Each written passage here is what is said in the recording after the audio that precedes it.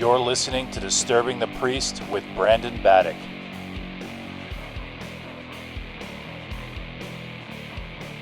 You're the first guest I've had on this podcast, so it's pretty awesome. Cool. This has been a solo thing, but I want to do an episode on glam metal or hair metal, and you had a problem with the term hair metal. Yes, I do. I actually, a buddy of mine, we were actually having a debate about this a couple weeks ago, and he turned me on the subject because I used to think hair metal could be taken back from being sort of like a derogatory statement, and you can talk about it in the context of it being an actual definitive genre. And that's how I used to think. And then he kind of shed some light that made me think on the subject a little bit more. And I sort of realized hair metal is a fake term. And we were talking about this before we started recording. Yeah. So I'll pose the question to you again. How do you define hair metal? And I answered before with, the image of exactly. it. The makeup, exactly. the outfit. To add to it, to have more of like a mix between pop, punk, and metal, the three genres, mm-hmm. I feel like, because I feel like it does use a lot of elements of punk and some elements of pop too, in, of course, ballads and stuff. But as most people really define the image. Most people define it by the image. And what other genre can you think of that people categorize that as being, that's the defining trait of the genre? It's like it's when people listening with their eyes instead of their ears. Exactly. It's like when I define thrash metal, the first thing I don't say is bullet belts. Right. And, people say, W.A.S.P is, they include W.A.S.P in the hair metal genre, and then they'll include Poison in the same breath, and I'm just thinking to myself, in what world does the Headless Children or Unholy Terror or even the first few albums sound anything remotely like Poison or Warrant or Winger? Mm-hmm. It sounds nothing like that, and even Winger you can kind of make a distinction from those bands. I do have a list here of some bands, and can't wait I to cringe. think the biggest stretch here is, of course, Aerosmith. Yeah. Because a lot of people put Aerosmith in that category. But here it is. Motley Crue, Kiss, Poison, Def Leppard, Whitesnake, Dokken, Winger, Great White, David Lee Roth, Cinderella, Stryper, Twisted Sister, Scorpions, Accept, Tesla, W.A.S.P, early Aerosmith, Accept. White Lion, Kick-Axe, such a funny name. Someone put Accept this on is a hair metal. These are like 20 bands I'm naming off of a list someone made of the top hair metal bands. But Accept? Yeah. What? Yeah. So Kick-Axe, which, again, Skid Row, Alice Cooper, and early Pantera, which is a surprise to probably a lot of listeners. Yeah, because Pantera went to great lengths, and this is a big reason I just don't have a lot of respect for them. It's like you act like half of your discography just doesn't exist. Yeah, they have four, and it's some of your best albums. stuff. I Am the Night. Yeah. Power metal. Uh-huh. That's great stuff, and they just act like it doesn't exist because we had hurts their image, like makeup and stuff, and we have this fake tough guy image. We look like a bunch of homeless bums. It's so funny because a band like that is the last band I'd expect, And of course, it makes sense with Dimebag and Vinnie Paul having such a influence of Kiss. Yeah. But it's so funny, and oh my god, the vocals too compared to even stuff Phil's now. vocals on the power metal album. He's very influenced by, there's a Rob Halford influence going on there. Whereas later on, obviously, he started kind of doing the sort of Cookie Monster thing. Yeah, and don't get me wrong, I'm not a hater of I'm not a hater of 90s Pantera. I'm not like a Razor Fist where I just despise everything that they did after the 80s. There's a few songs here and there that I like. Do you have a favorite Pantera album? Well, I suppose I'd just default to power metal, but that's mostly because I haven't listened to too much. I haven't sat down and really just album to album to album listen to them all the way through. But there's a couple I've explored a little bit. There's some songs I like here and there, but not enough to really grab me. Is a classic. That's Cowboys from Hell. favorite. The song itself, that is a banger for sure. Yeah. Oh, what a great riff. But so to me, what people call hair metal to me is just straight up traditional 80s metal with more of an emphasis on pop-oriented melodies and catchy hooks. And sort of like a sleaziness vibe. I'd say there's a sleazy little vibe bit to of the punk music. influence. Yeah, especially with like the first Motley Crue album, Yeah. Too Fast for Love. But again, I just think it's just 80s metal with a pop twist. Like even if you want to, like you could maybe say like if you really want to just disassociate it with just straight up heavy metal, you could maybe say okay, pop metal, because at least that describes the music rather than the image. But you know, there like when pop metal though that exists outside of what people would call glam metal? A pop metal's like that's another because I don't think that that's exists. a colloquial term for it that people sometimes throw around. You know, I hear glam metal, hair metal, some pop metal's used less often. Mm-hmm. And people sometimes say, oh, well, you know, they had a lot of ballads. You always had the power ballad, the obligatory power ballad on every album, which I do like Cinderella, but, you know, you don't know what you got till it's gone. It took me so long to listen to that band just because of the name. But it's a pretty crappy name for a band, I'll be honest. But they're a good band. I mean, Tom Kiefer's he's a damn good songwriter, and good singer. But, you know, even them, I don't think they're metal. I mean, the first album has metal moments. I mean, the title track, Nothing for Nothing, that's a heavy riff. I mean, for that kind of style. But the rest of the album, you know, Shake Me, it's kind of hard rock. And then obviously with Long Cold Winter and, you know, everything they did after that, I mean, it kind of moves into a really blues-oriented direction. And that coincides with, you know, what I consider to be sort of two waves of that Los Angeles Sunset Strip metal scene. Yeah. You have from like 78, so let's say the first Van Halen album, which I know people get their panties in a twist when you say Van Halen's metal. I mean, I'm not saying Van Halen are metal, but they do have some metallic moments. A lot of metal at the very elements. least. Yeah. And they had an influence on that scene as a whole. I mean, without Van Halen, that scene it totally plays out differently. Yeah, they also toured with Black Sabbath. That's and that was that's a big moment. thing. Yeah. And they toured with Metallica too. I mean, granted that was with Sammy Hagar, but you know, which we don't speak of that. No. How do you feel about the Sammy Hagar I don't like period them. of really? I don't like them. It's like a great big lie that it starts off, "Hello, baby." And it's okay, that's a cringe moment, but the song itself is pretty cool, and then the rest of the album is just like I feel like I've been lied to. I love this interview where David Lee Roth is on Howard Stern, and Sammy Hagar calls in, and David goes, "There's a reason that you sing my songs and I don't sing your songs." That's so true. You know, it's so true. It's like you summed it up perfectly. And it's like, when do you ever hear Sammy Hagar song? I mean, or Van Hagar on the radio versus it's Van almost Hagar. always like occasionally you'll get what is it, Dreams? Mm-hmm. Yeah, Dreams is the big one. Yeah, but that other than that, like every album with David Lee Roth, the first is it 6? Mm-hmm. Every single one of them have multiple hits that everyone knows. Yeah. I mean, Running with the Devil, Ain't Talking About Love, Little Dreamer. Some albums are pretty much greatest hits. Yeah, it basically. Yeah.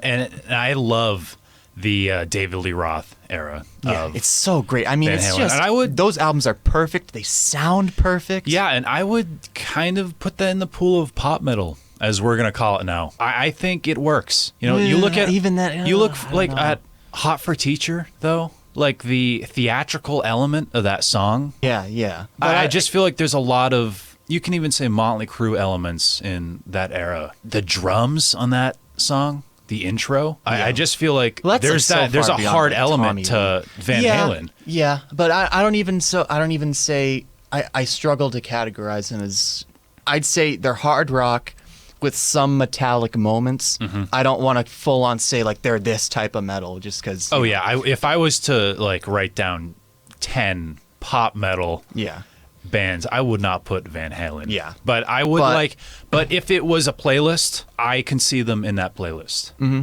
That's really, I guess, what I'm trying to say. Yeah, I get what you mean. But going back to sort of like that early scene, so you have from 78 to about 84 into 85, you have Van Halen in that Sunset Strip metal scene, Dokken, Rat, Quiet Riot, Motley Crue, Striper even. Yeah, that and scene those blew bands up. All those bands are much closer to being actual metal than what came later.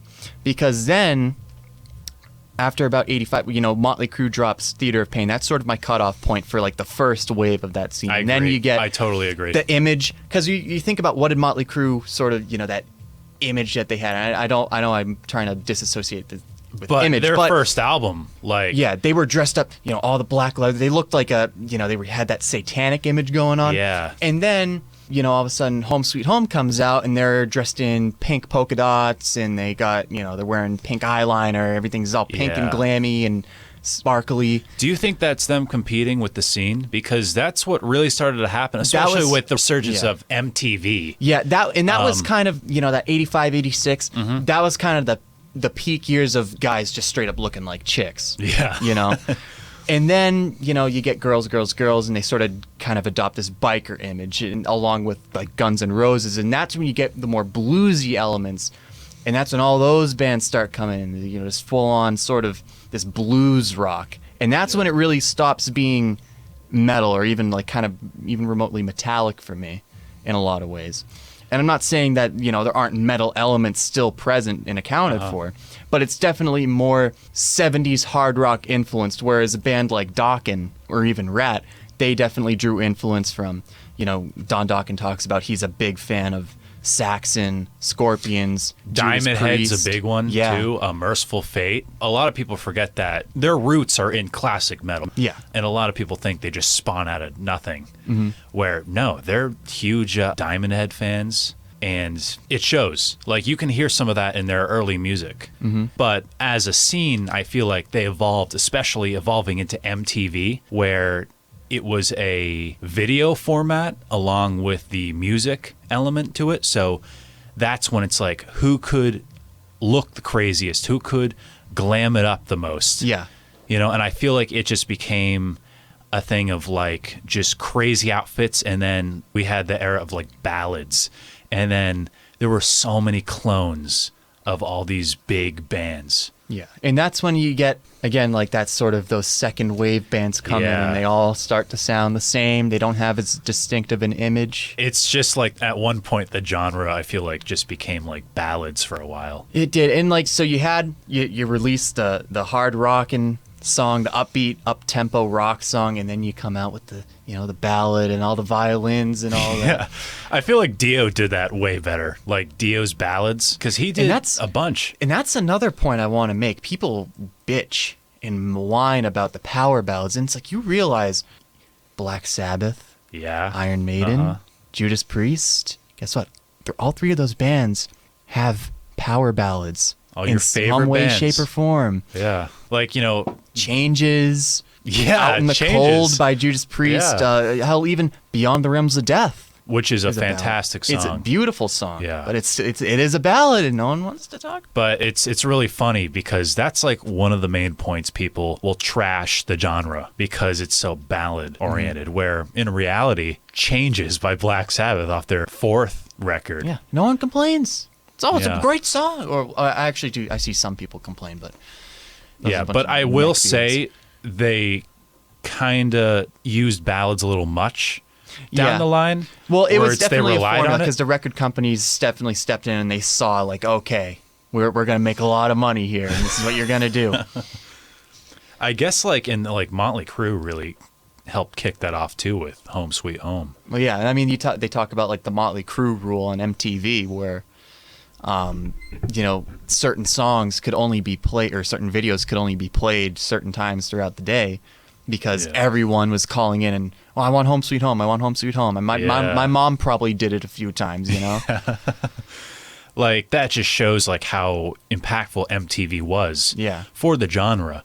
But do you think at the same time it killed the genre in the end? Because as much as it Are we did talking help, metal as a whole?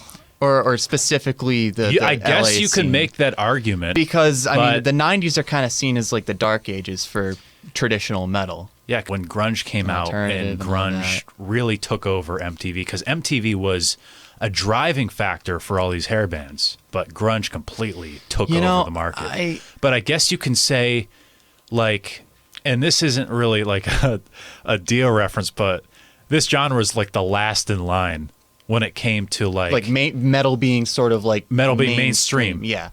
Oh yeah. Because I mean, almost every band was selling 1 million albums. At least went, platinum once. A lot of these bands, or gold, at the very least. I mean, it was metal was the genre of the 80s. Like, I mean, as far as guitar-driven music. I believe Quiet Riot had the first #1 metal hit. Yeah, I think it actually knocked Thriller off the top of the charts. Oh, really? That is an important record, and it's a damn good one too. And look what genre it came from. Yeah.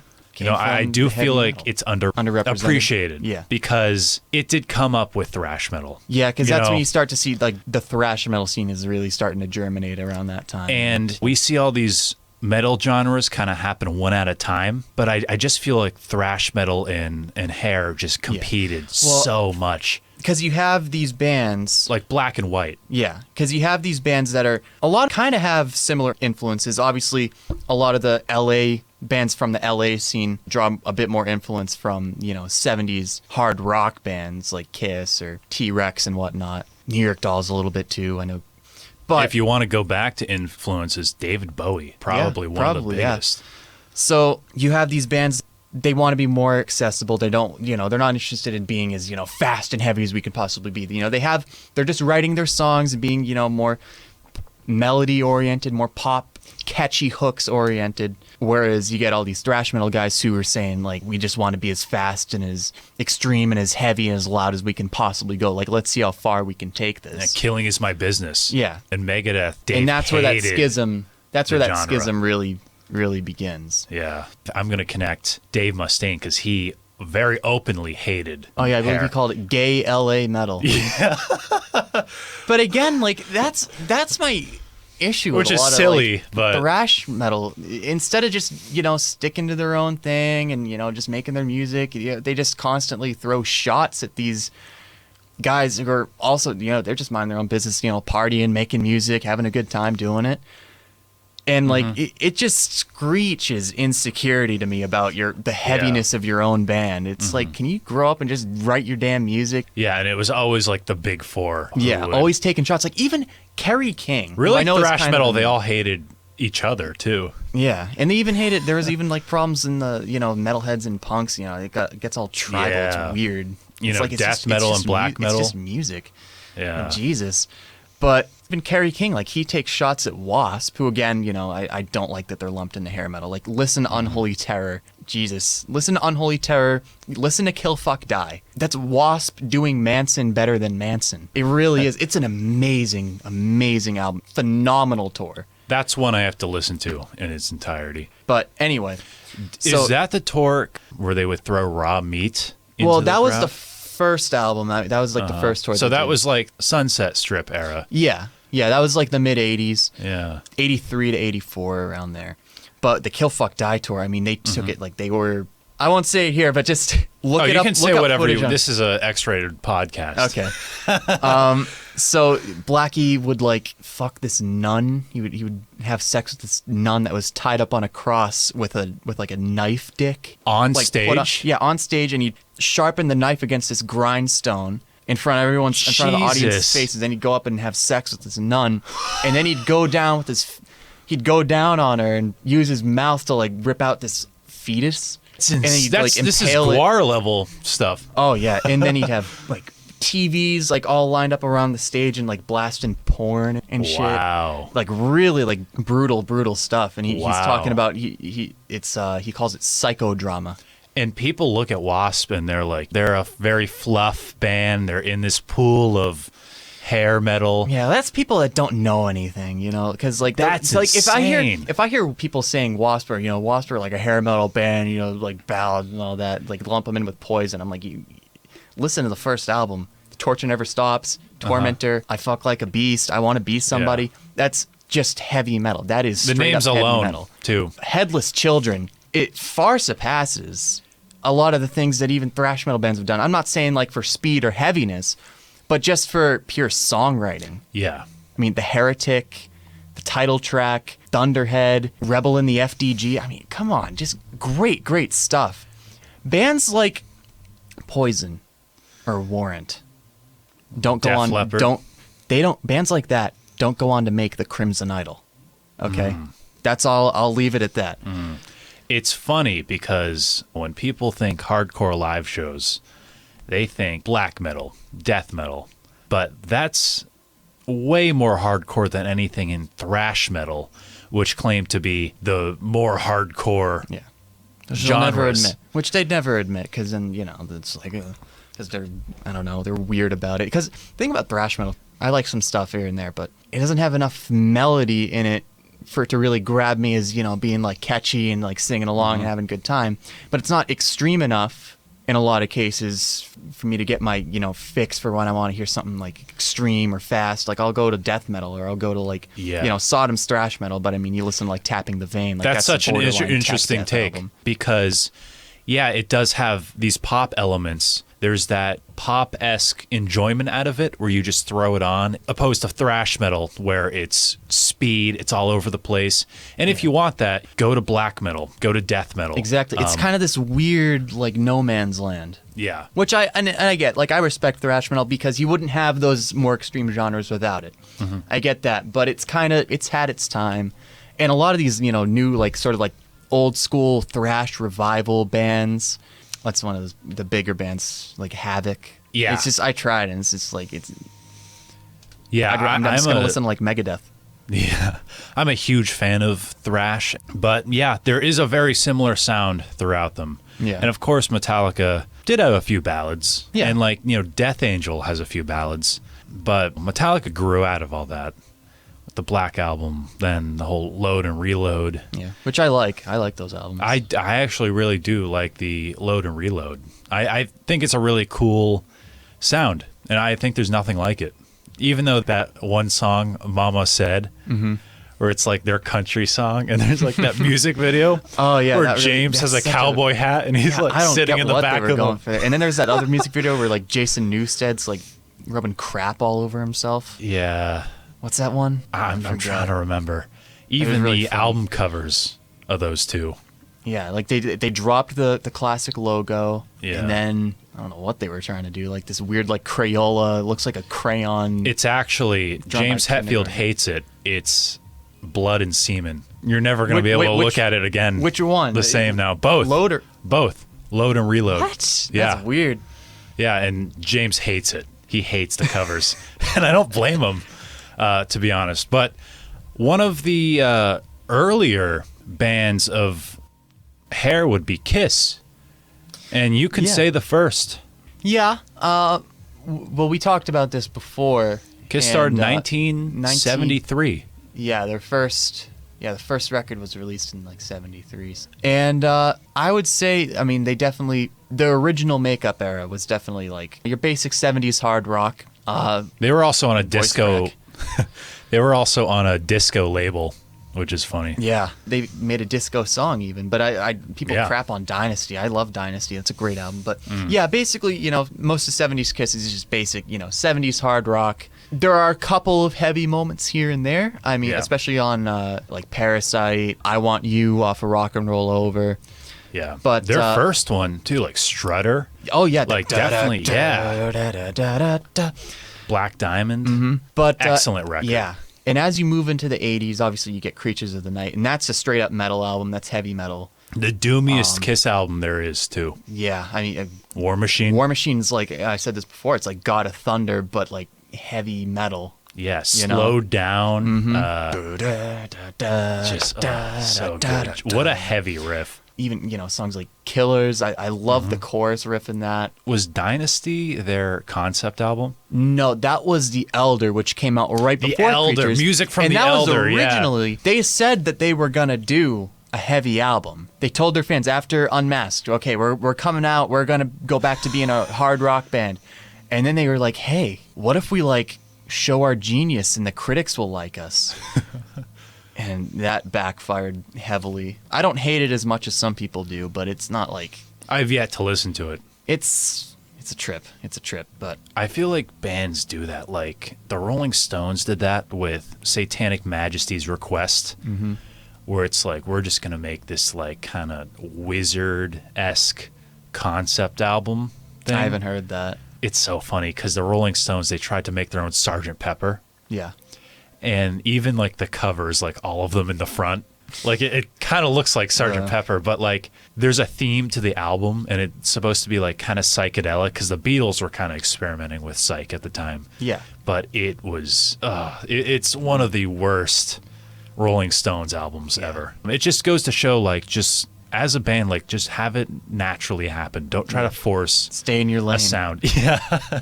But yeah, like, so they do that and it backfires, and then they come out swinging with Creatures. Obviously, no one really cared at the time. Like, they were barely filling up like halfway capacity in like arenas that they were playing. Paul Stanley talks about, like, I could throw a pick out in the audience, it would fly over people's heads and just land on the floor. Wow. They lost so much money on that tour, and it was one of their coolest tours. They brought out the Tank during War Machine, and they had to reuse that set for the Lick It Up tour. But you were telling me that's a great album. Yeah, so they finally adopt the metal sound, and they start calling themselves metal, because it's like cool to say you're metal now, because you know the punk thing is over, and critics they're not like bashing everyone like they were, because like you get those British music critics in the 70s, like they were just bashing like bands like Queen, like all the hard rock bands. And it wasn't until like the new wave of British heavy metal and metal started kind of coming back full force and re-energized that critics kind of, you know, let up. But so, and it became cool to say that you're a metal. Kiss kind of adopted that. And then they move along with Lick It Up, and you can tell it's heavy. It's heavy for sure, but there's definitely the more pop-oriented hooks are creeping back in, and they adopt what, you know, most people would call the kind of hair metal thing, which I'm rolling my eyes right now. It's just heavy metal people with pop-oriented hooks. That's all it is. Pop metal. Even would you call it pop metal? Even that, like, yeah. What would you call I it guess. then?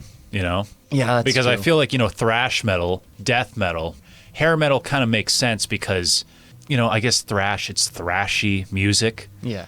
You know? But hair metal, like, that's describing hair metal music. and again, it's looking at the image, which you know is not the music. Yeah, which again, like, so that's where I'll concede, like, okay, maybe pop metal is a pretty good label, but then, like, would you say like Judas Priest's Turbo is pop metal? Because I don't know. Yeah, and like Judas Priest has a lot of elements of this genre. Yeah, because they have like really catchy hooks. Judas Priest is catchy, but no one would ever say, "Oh, Judas Priest is hair metal." They might say, "Oh, Turbo." Was like, you get ripped apart if you said that. Yeah, but like, no one would ever say, "Oh, Judas Priest is kind of like a pop metal." Like, no, they're just heavy metal. They got some catchy riffs, catchy hooks, and you're good to go. It's metal. Yeah. It's traditional 80s metal, and that's where basically my issue is. Like, that's where I see like a lot of bands like that, you know, like Dokken, who's probably my favorite band out of that scene. Why Dokken? I just love George Lynch, one of the all-time great guitar players. Full stop. He's not like a clean shredder. He's a shredder, and he's got some Malmsteen influence, but then he also has really like choppy and wild like blues playing. It's really interesting. I recommend like listening to something like Mr. Scary to get a real feel for that. But so cool. Dokken, they have really awesome riffs, great guitar tone. I love the vocal melodies. Don Dokken's voice is fantastic.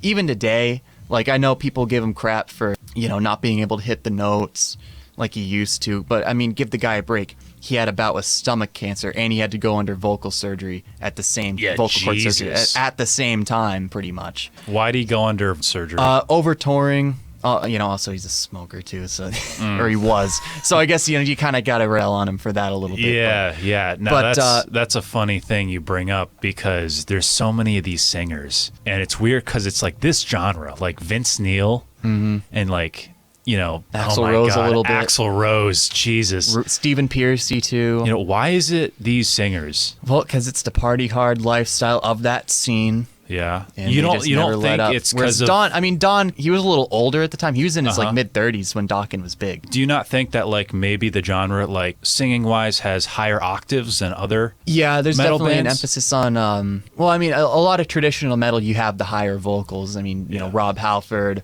Bruce Dickinson, even Udo Dirkschneider, Klaus Meine, you know, kind of sing higher. But hair metal, you definitely have that kind of rock and roll sort of like screaming going on. Yeah. Holding notes. Yeah. Although Don's he's more of like a bluesy sort of like Glenn Hughes influenced melodic singer, and that's part of the appeal for me. Is it's just a different sound, and you got the big vocal harmonies. It's kind of like Queen-esque in a lot of ways. It's which really, is cool. really That's cool. really cool. And then you have bands like Stryper, who people define Christian metal, which again, I mean, not only are they hair metal, but they're also Christian metal. So you define them by their image and their lyrical content rather than the music. And don't get me wrong, Christian, no. Stryper has some badass, like, I'll say it, power metal in a lot of ways. I mean, listen to Soldiers Under Command. Listen to the newest stuff. The stuff that they've released for the last decade is their best material. It's seriously. It's so good. Judas Priest, their recent releases have been really good. I really liked Firepower. Firepower had like a funny relationship with that because I loved it at first, and then I kind of was like, it's all right. It's modern Judas Priest. It gets the job done. And now I re-listened to it not too long ago, and I'm like, oh, this album kicks ass. Yeah. The big thing for me was the production. I don't like a lot of modern. I know we're kind of getting away from hair metal. No. But this is a good topic because we are talking about modern. I have a big issue with modern metal production, especially Ozzy Osbourne's new album, which it's is the most produced album like of all time, isn't it? Yeah, it's produced like it's a Post Malone record. Yeah, it's not even the loudness war. It's not even the compression or whatever. It's literally the guitar tones. And this is something I kind of blame Pantera for. They lost that old school, just rock and roll. If it's a little sloppy, that's fine. It's rock.